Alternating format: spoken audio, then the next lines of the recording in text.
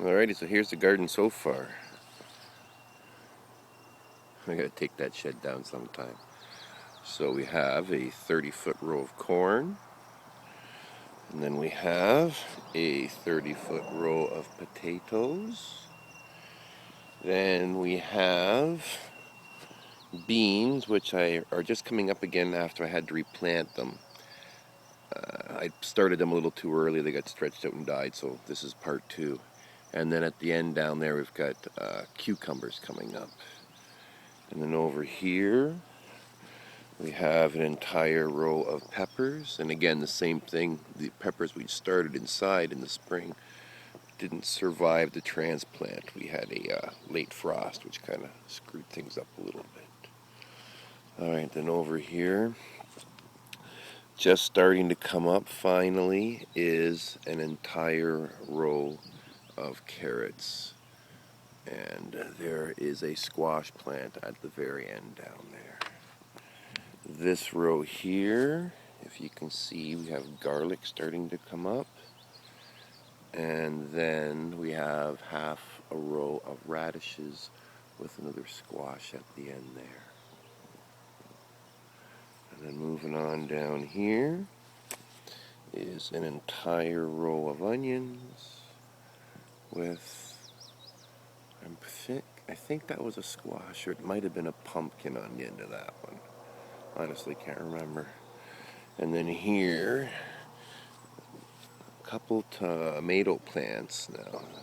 These two hit the frost and survived. The other tomato plants didn't, so then we bought a couple other ones started, and that's what that is there. And originally I was going to do a full row of tomatoes, but having lost it, I ended up transplanting some corn over down here to fill the row out. And then down here, the final row, this is mostly lettuce that's interrupted by some cilantro and some oregano that I was given and stuck in the ground, and then a little bit more lettuce beyond there. Over here, I started a little bed of potatoes that haven't come up yet. They were from seed potatoes I bought that didn't have eyes, so I bagged them and put them in a closet, and then once they started to sprout, I moved them out here. So this will be another potato patch. And over here is a patch of Jerusalem artichokes, also known as sunchokes, that I was given. They have a tuber that you can eat kind of like a potato, and if they take and grow, they're kind of invasive, which is kind of neat to have an invasive food source. They'll grow 15, 20 feet tall in the right soil and have many, many pounds of tuber roots per plant if they get that big. So over the next couple of years, I'll just expand out its growth area and let it just go wild. Alrighty, and we go for a little walk. This is going to be my little chicken run for the chicks soon enough. Carrying on. Over here's our little bit of rhubarb we planted a couple weeks ago. And that stuff likes these little spots up against cow pasture, fences and whatnot. And then this little area, the previous owners of the house here had some kind of garden in here.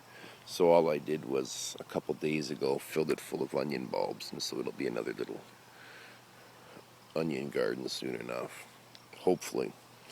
And that's about it for now. Up on the deck we've got some herbs in the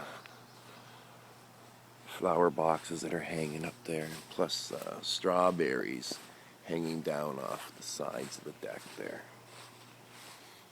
And as you can see, if we get closer, see, we've got some flowers here forming and some strawberries forming here. There's a couple more up there. Some of them got broken in the wind. But yeah, there's a bunch of strawberries forming up there. And then my Roma tomato plant is up there on the deck. Okay, take a little peek from up here. There's my Roma. It actually weathered the early frost really, really well. better than the other ones. So it's already starting to flower. There should be tomatoes on there in a couple weeks. And there's a better view of my herbs. Some oregano there. And this here's some basil. And then over here we have the parsley and the marjoram. And then a full bed of oregano here. And then onions. And then cilantro and some more onions.